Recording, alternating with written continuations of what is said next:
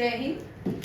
आज का CHSL CGL GK SSB के लिए और NDA CDS में जो एग्जाम में क्वेश्चन पूछे जाते हैं ये उस पैटर्न के क्वेश्चन है।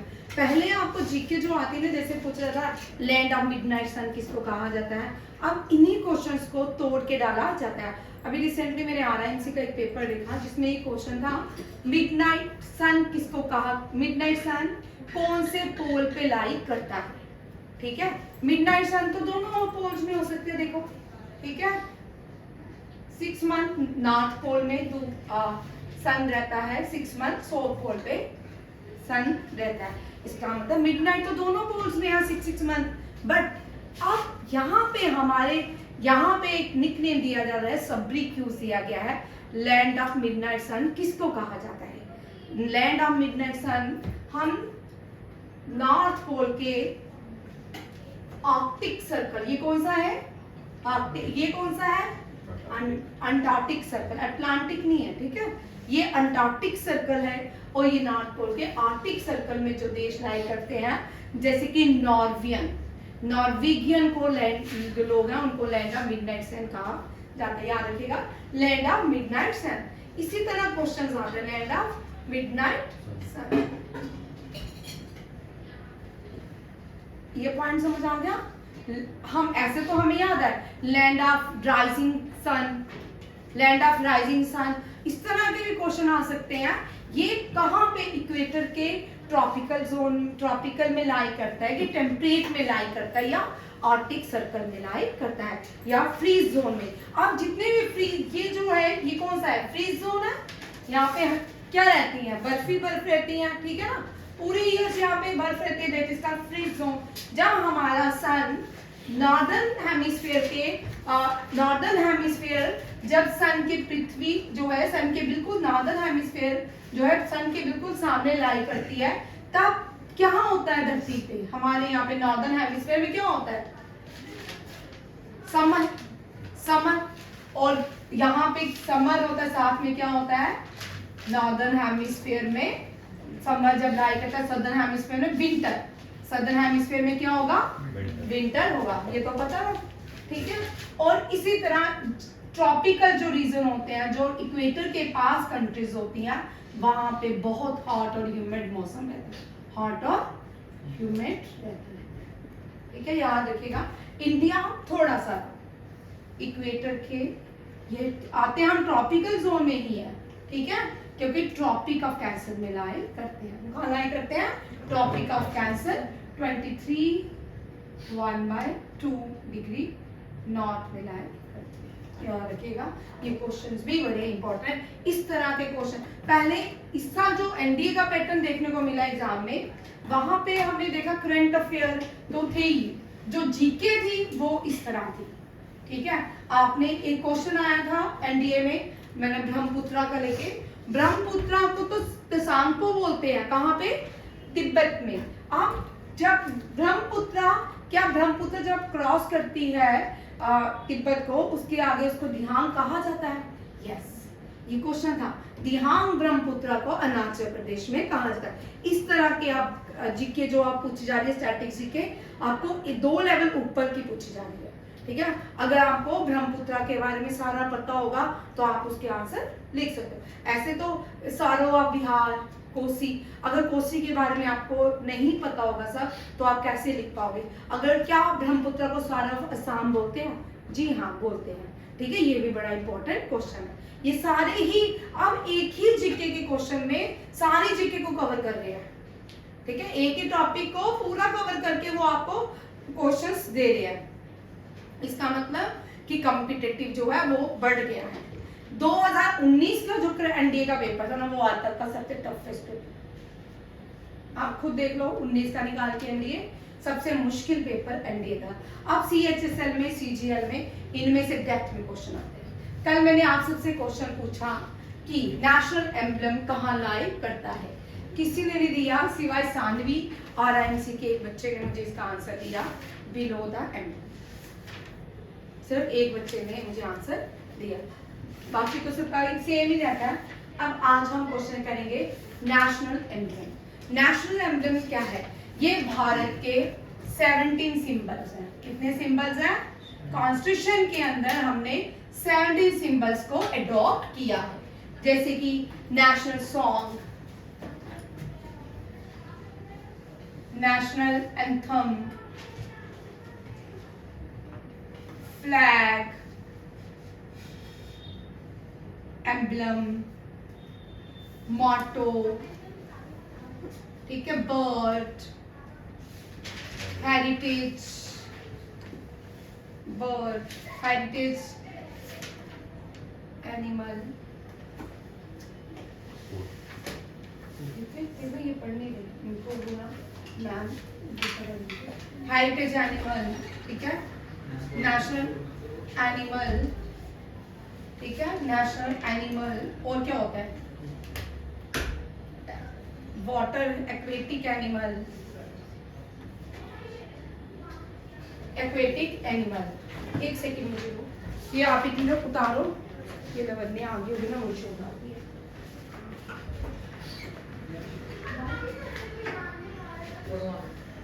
इसको अपनी क्लास में इतनी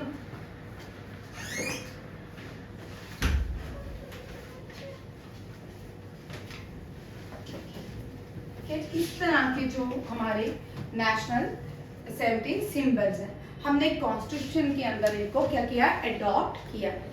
और क्या किया है बोलो? स्पोर्ट्स। अभी क्योंकि स्पोर्ट्स तो हमने कॉन्स्टिट्यूशन के अंदर नहीं है ना, ठीक है।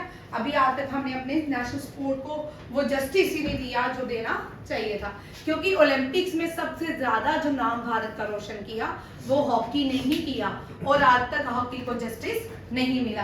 क्रिकेट जो ब्रिटिशर्स की गेम है, ब्रिटिशर्स की नेशनल गेम क्रिकेट है, उन्होंने अपने गेम को पूरे वर्ल्ड को एनहांस किया, और बाकी रेस्ट ऑफ द वर्ल्ड की सबकी गेम्स को क्या किया? खासकर एशिया की गेम्स को डोमिनेट किया, ठीक है। आज क्रिकेट जो है इंडिया के लोग तो वैसे ही थोड़े से पागल ही हैं, जो क्रिकेट ही देखते हैं। उनको क्रिकेट का कोई भी इतिहास पूछ लो, जडेजा ने कितने छक्के मारे बता देंगे, ठीक है। और जो आज आईपीएल का टॉपर कौन है, ठीक है, ये सब कुछ आप बता दोगे, बट आपसे ये पूछेंगे तो ये नहीं आएगा। और इसी तरह क्रिकेट ने क्या किया? एशिया को, जब ब्रिटिश चले गए, एशिया को, इंडिया को खासकर डोमिनेट किया। आपको पता होना चाहिए, अचानक से हमारे यहाँ पे हॉकी खेलते थे, ठीक है ना। हॉकी जो इतनी अच्छी गेम थी, जब पार्टीशन हुई, आधे हमारे अच्छे प्लेयर्स पाकिस्तान चले गए, आधे जो है भारत रह गए। जब इंडिया और भारत में रह गए, हॉकी को डिसअपेयर ही कर, एक तरह से खत्म ही किया गया। अब आपने 2014 से देखा होगा, हॉकी वापिस आई है।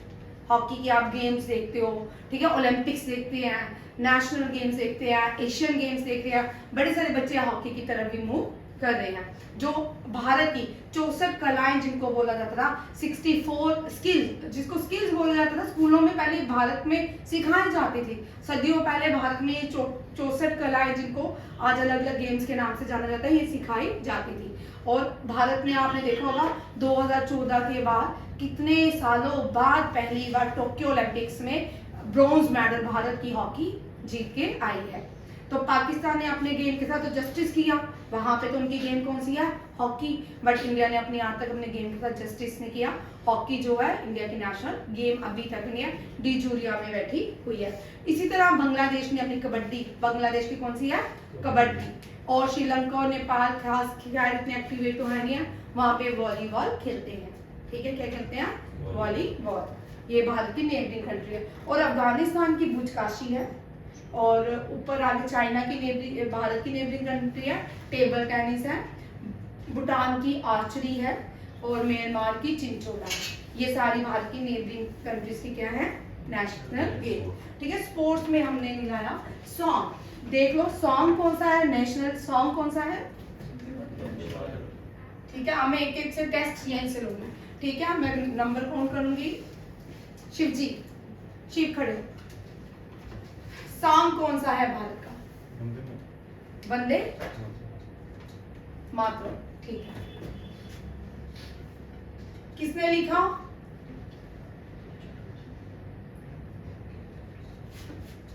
किसने लिखा वंदे मातरम? किसने लिखा? प्रेमचंद्र। बंकिम चंद्र चटर्जी, ये साथ में लिखते जाओ क्वेश्चन, ठीक है। अब जो नए बच्चे हैं ना, जो अभी बोल रही हूँ, वो कल टेस्ट रहेगा, ठीक है। क्योंकि हम ये जो टॉपिक है ना, ये जो क्लास है ना, इसमें ऐसा नहीं है कि हम एक क्वेश्चन करेंगे तो उसी को उसके साथ जितने भी रिलेटेड क्वेश्चन रहेंगे वो सारे डिस्कस करेंगे और सारे वही क्वेश्चन कल आपका टेस्ट बनेंगे, ठीक है। अब डेली टेस्ट होता है, इससे क्या होता है, आप कम से कम 10 क्वेश्चन तो याद करते हो ना, फिर नेक्स्ट डे 15 होंगे, 20 होंगे, इस तरह आपका CHSL पेपर तैयार हो जाएगा इस बार, ठीक है। जिसका CHSL है और NDA वाले का भी पेपर तैयार है, ठीक है। JKSSB का SI तैयार हो जाएगा भाई, तो आपका तो चल रहा है, जिनका SI है, जिन्होंने SS दिया ना, वो भी तैयार हो जाएगा साथ में। अब वंदे मातरम लिखा किसने है, बंकिम चंद्र चटर्जी। मैं यहाँ पे नहीं लिख रही, वो स्क्रीन दिख रही है वहां पे, देखना है, दिख रही है, ठीक है। बंकिम चंद्र चटर्जी, दो बातें याद रखें, 1896 1896 में नेशनल सॉन्ग गाया गया, क्या गाया गया, नेशनल सॉन्ग। अब जो नेशनल एंथम है ना, एक एडिशन और सुनो, ये हमने रविंद्रनाथ टैगोर के कौन सा आर्टिकल था जो पब्लिश हुआ था, जिससे लिया गया, भारत भाग्य विधाता, कौन सा था, भारत भाग्य विधाता। ये क्वेश्चन आ सकता है, ठीक है। CGL में, CHS में बहुत डेप्थ में क्वेश्चन आते हैं, ठीक है। भारत भाग्य विधाता, यहाँ पे नेशनल सॉन्ग 1896 में गाया गया, ये संस्कृत में गाया गया, किस में गाया गया, संस्कृत में। चेक करना संस्कृत में ही गाया गया कि बंगाली में गाया गया, चेक करना, ठीक है। ये संस्कृत में गाया गया कि बंगाली में गाया गया, अब आप मुझे बताओगे। मैंने, और गाया किसने है, एहसास,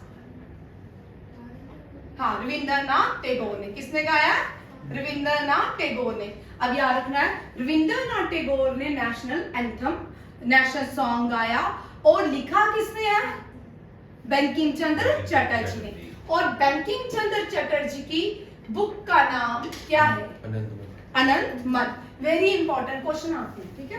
अनंत मठ, अनंत मठ इनकी, ये भी बंगाली है, ठीक है, हाँ, ठीक है। यहाँ पे एडिशन कर लो, संस्कृत में गाया गया है, किसमें गाया गया, क्वेश्चन आता है कि संस्कृत में, क्या नेशनल सॉन्ग संस्कृत में गाया गया कि बंगाली में गाया गया, ठीक है। ये भी याद रखना है, किसमें गाया गया, संस्कृत में गाया गया। रविंद्रनाथ टैगोर 1896 के बंगाल सेशन में, जिसको कोलकाता सेशन, कौन सा कांग्रेस का सेशन है, कोलकाता, ठीक है।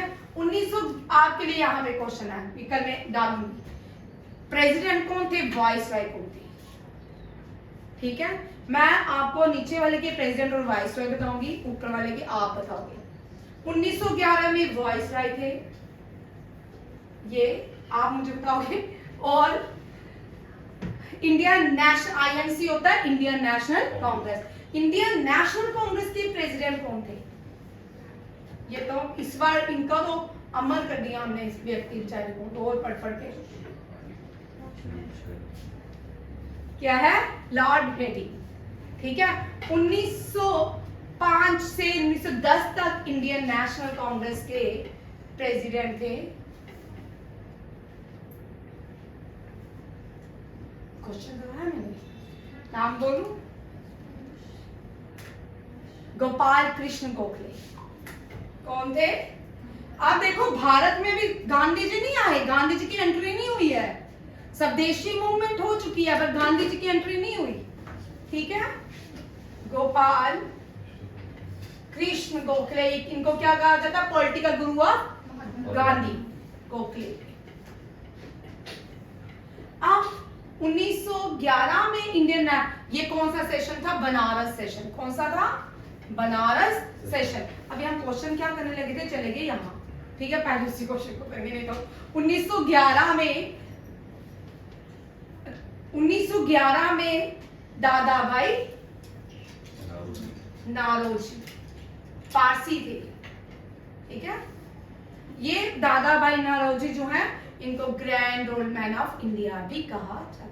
आप लोगों के लिए क्वेश्चन कल के लिए, grand old women of India किसको कहा जाता है, grand old man of India. Done, done. ये छोटा लिख दिया मैंने, बड़ा लिखूंगी, वहां दिखता नहीं है, फिर जूम करो उसमें दिखता है बट ऐसे नहीं दिखता। ठीक है, दादा भाई निरोजी समझ आ गया, ये क्वेश्चन हो गया। ठीक है, अब 1911 में क्या गाया गया? National anthem. नेशनल एंथम किसने गाया? रविंद्रनाथ टैगोर ने। कौन सी लैंग्वेज में गाया? बंगाली में। ठीक है, और बंगाली में तब ये वॉइस रहे थे और ये इंडियन नेशनल कांग्रेस के प्रेसिडेंट थे। अब यहाँ पे थोड़ा सा ट्विस्ट कर लेते हैं। अब मैंने अभी आपको बताया ये जो नेशनल एंथम है कहाँ से दिया गया था? भारत भाग्य विधाता। ये भी क्वेश्चन कर लो ऐड। ठीक है, मैं आप लोगों के डेली कुछ ना कुछ नया क्वेश्चन एडिशन होते जा रहे हैं ताकि आपका मेरा नेक्स्ट जो आरएमसी के बाद सीएचएसएल टारगेट है, सीएचएसएल मैंने आपका पास करवाना ही करवाना है। ठीक है, भारत भाग्यो विधाता, ये क्योंकि बंगाली है तो बंगाली में भारत भाग्य विधाता, विधाता नहीं विधाता। ठीक है, ये समझ आ गया? आ गया? आपको आया समीर? ठीक है, आगे देखो एंथम। एंथम हमने कौन सा है? जन गण मन। जन गण मन, चल बोल। आजाद कितने देशों का नेशनल एंथम रविंद्रनाथ टैगोर ने लिखा है? इंडिया, पाकिस्तान का क्यों लिखेगा? पाकिस्तान को थोड़ी लिखेगा, पाकिस्तान तो पैदा नहीं हुआ, ये बंगाल में बॉर्न हुआ था, जो आज बांग्लादेश है वहां पे बॉर्न हुआ था, ईस्ट बंगाल। ठीक है, किसका याद रखिएगा? बांग्लादेश, बांगो एंड भारत। अब लिखा इनकी, अब आप लोगों के लिए क्वेश्चन। ठीक है, इनकी कौन सी पोइट्री से श्रीलंका ने अपना नेशनल एंथम लिया? ठीक है, इनकी कौन सी पोइट्री से या बुक से या इनकी पोइम से श्रीलंका का नेशनल एंथम भी इन्हीं की ही बुक से लिया गया है। ठीक है, ये इतने अच्छे राइटर थे। हम ऐसे शेक्सपियर आप लोग करते रहते हो, कालिदासा सदियों पहले बॉर्न हुए थे। शेक्सपियर तो मॉडर्न पोएट थे, हमारे भारत को क्या दे दिया? कालिदासा को शेक्सपियर ऑफ इंडिया बना दिया। समझ आया? ये जो थे ये बहुत अच्छे अच्छे भारत के पोइट हुए हैं। तो वैसे ही ठीक है, भारत को डोमिनेट, जैसे सागर माउंट एवरेस्ट, उसका सदियों से नाम सागर मत्था था, तो उसको डोमिनेट करना था उन्होंने ब्रिटिशर्स ने, तो उसका नाम क्या रख दिया? Mount Everest. अब ग्रीनविच टाइम है ना, आपको पता है ग्रीनविच टाइम हम कैसे भी ले सकते थे। ग्रीनविच टाइम हम इंटरनेशनल स्टैंडर्ड टाइम कैसे भी ले सकते थे। हमने ब्रिटेन क्योंकि दुनिया को डोमिनेट करता था, उसने बोला नहीं भाई ग्रीनविच टाइम से लो। पूरे दुनिया का जो इंटरनेशनल स्टैंडर्ड टाइम है वो कहां से आता है? Greenwich time 180 degree, international date line भी कहते हैं। ये भी क्वेश्चन लिख लो, इंटरनेशनल डेट लाइन 180 डिग्री को कहते हैं ग्रीनविच लाइन। इसलिए ये दुनिया को डोमिनेट करते थे अपने अपने, जैसे Manchester of India, Manchester England की जगह है। कभी इंडिया जब हुआ वहां कोई पैदा भी नहीं हुआ होगा जब भारत होगा, उसको नाम दे दिया क्या? मैनचेस्टर। हमारे देश को, अहमदाबाद को मैनचेस्टर ऑफ इंडिया कहा गया।